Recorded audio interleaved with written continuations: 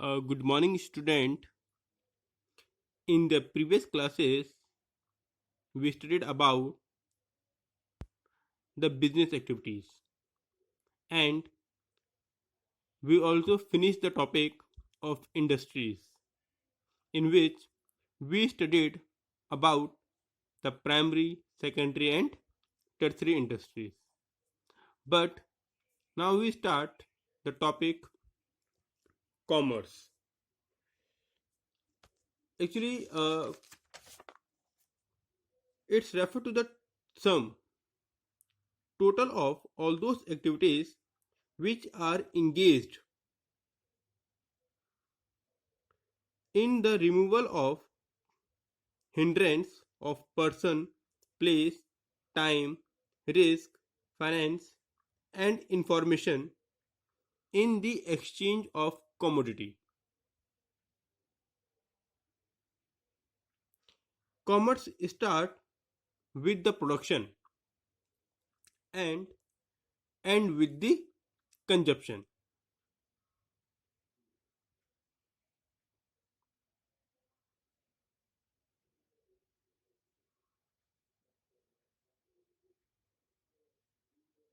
Commerce is the sum total of all those activities which have to be undertaken in carrying things from the place of production to the place of consumption through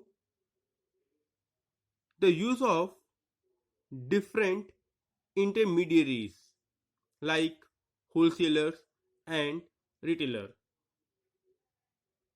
Wholesaler purchased the goods from the factory and sold it to the retailer.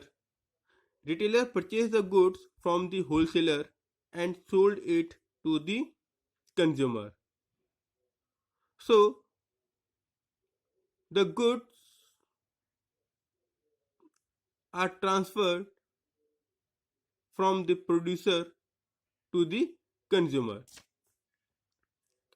Now, commerce is divided into two parts: trades and auxiliaries. Actually, what is trade?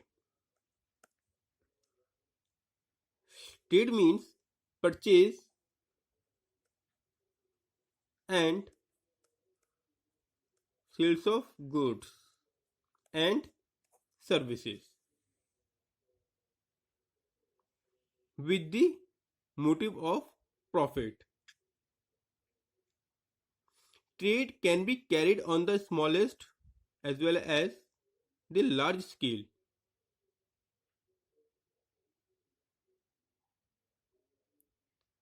For example, if an individual sell his goods on a handcart,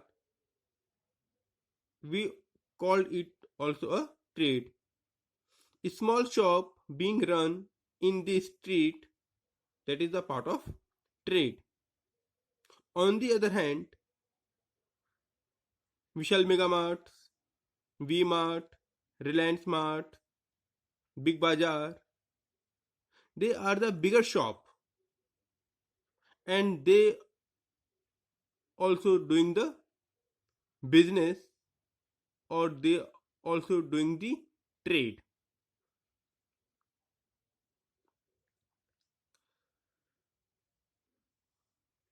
So trade doesn't mean that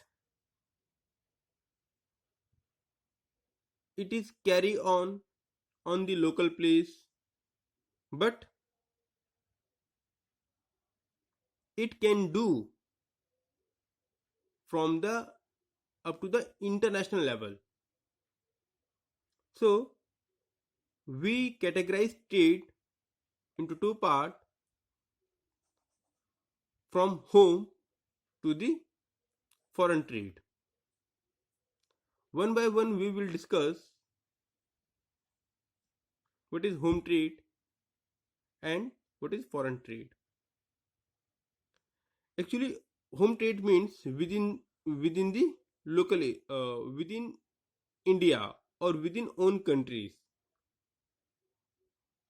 When home trade means when we buy and sells of things within the national boundaries. Within the national boundaries, we called it home trade.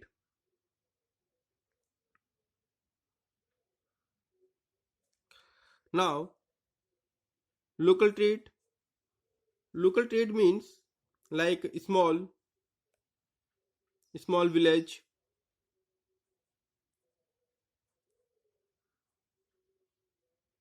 town, district. When one do a trade near to the local areas,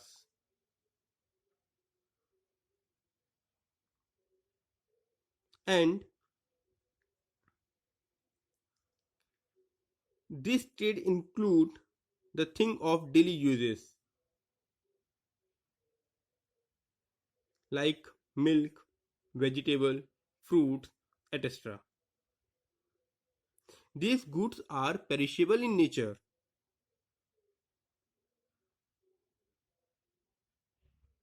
Now come to the second point, state trade. When trade start trading above the local level, when we just rise from the local level and do the business in state level,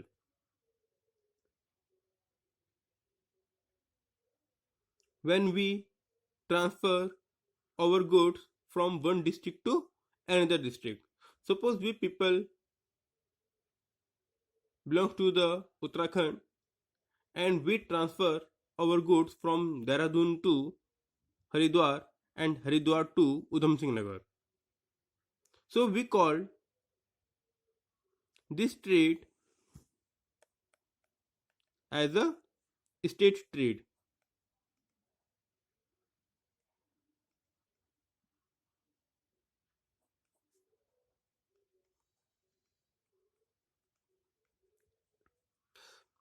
Like we can transfer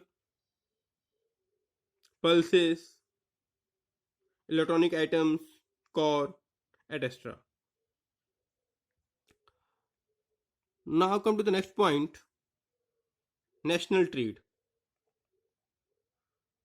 National trade means when we doing the business from one state to the another state.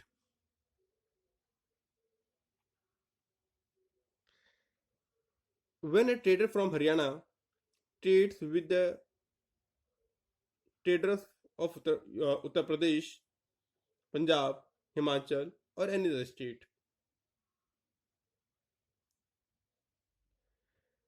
this may include sugar, cloths, and machinery.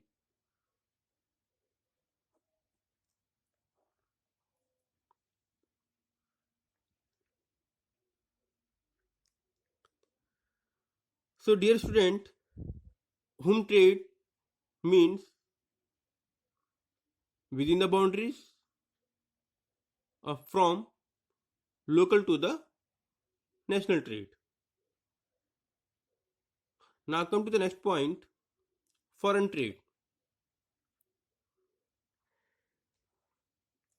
When the conduct of trade cross the national boundaries, cross the boundaries,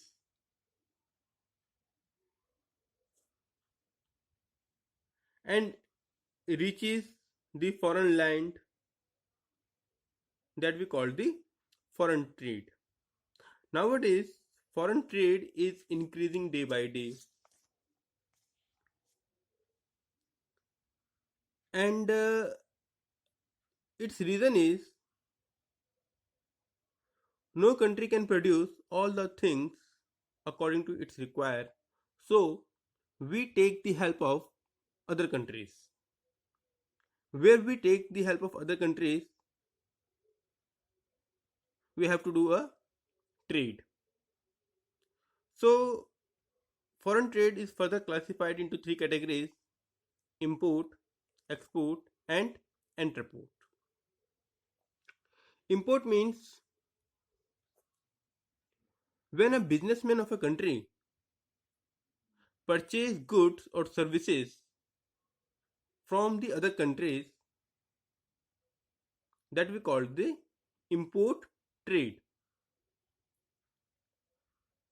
And we only import trade those goods which is not available or less available in the country. For example, petrol. We purchase petrol from the Iran, Iraq, etc. Now come to the second point, export. Export means to sold the goods to the other country, and we only sold those goods which are sufficient in India and other countries needs of those goods. Like India sells cotton cloth, India sells tea, India sells jute, and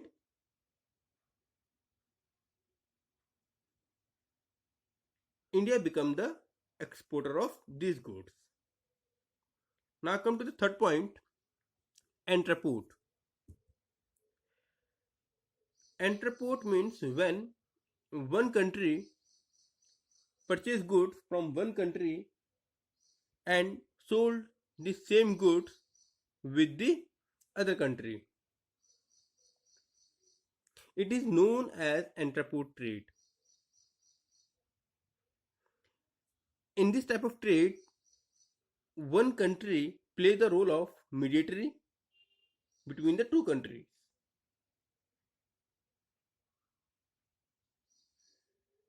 For example, England imports goods from South Africa and export it to the European countries.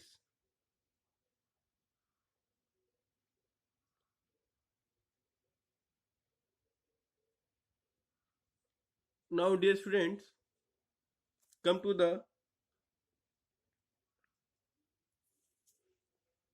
point of auxiliary to trades.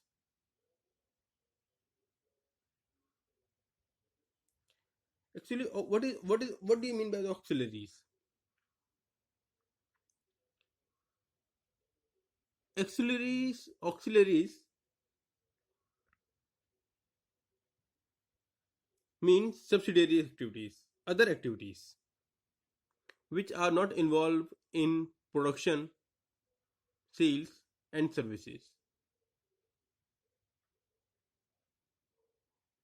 Like commerce include not only trade but some subsidiaries activities, and those activities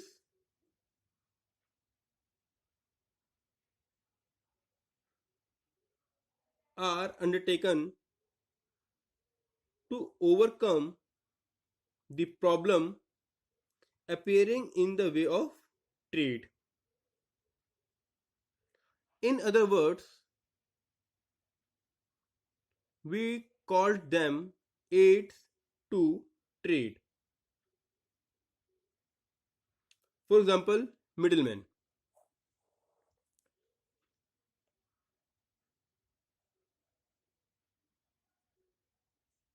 Middlemen. Actually, middlemen are play the role between the producer to the consumer. Wholesalers, retailer are the middlemen, and their role is to help the producer and consumers, because producer are limited in number and consumer are unlimited. So it is not possible to every producer goes to the every individual, and it is also not possible every consumer go directly to the producer. So middleman providing the help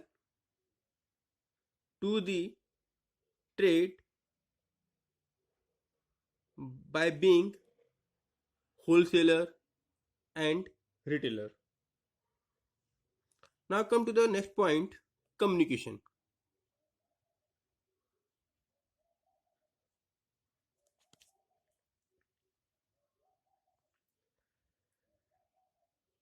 Usually commodities are manufactured in specific areas,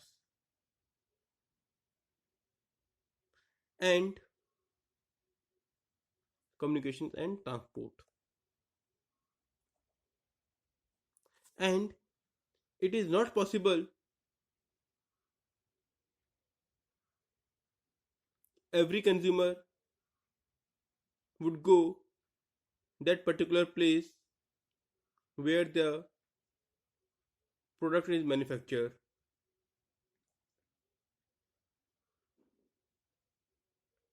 So transport help the role for the trader, because without transport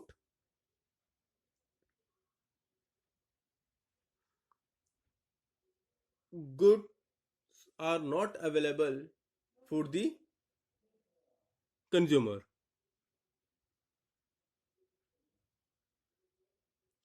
In the same way,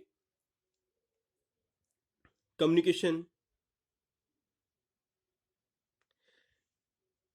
many of the things which can be done through telephone, telegram, letter, etc., and can deal of the business. If somebody want to convey a message, he has not to go personally. So he can deal with telephone, mobiles, message, etc. Now come to the next point,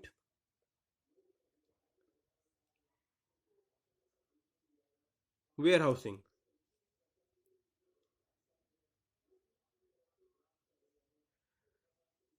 Usually there is a big gap of time between manufacturing of any product and consumption of that product.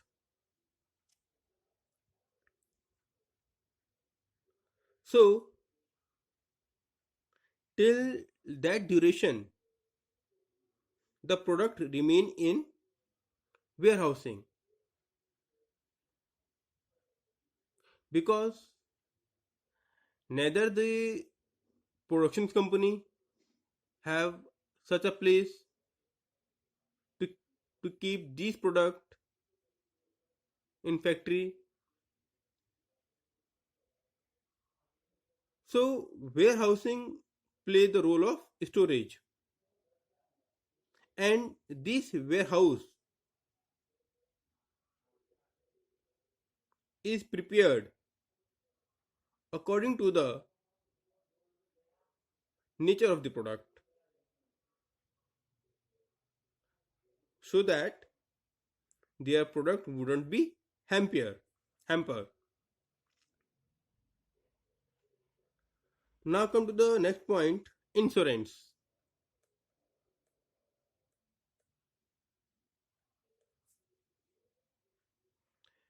Insurance reduce the risk of a business, whether we are purchasing the goods or sold it to the market, whether it is small goods or a large good, whether at a time of storage or transport of goods.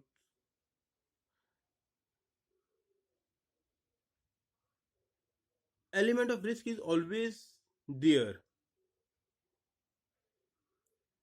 For instance, damage of goods, theft of goods, and other natural calamities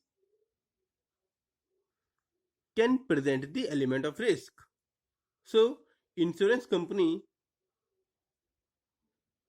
provide the facility of insurance and pay them a claim. Now come to the next point, banking.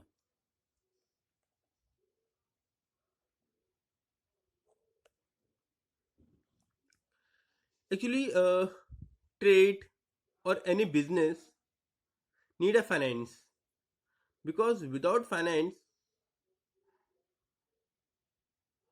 no can run his business successful.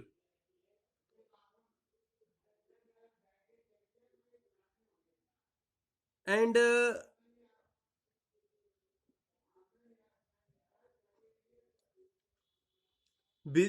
businessmen or traders require finance for purchasing the raw material. A businessman is usually short of self-owned fund, which he compensates by borrowing from outside. So banking companies provide finance for the traders. Now come to the next point, advertisement.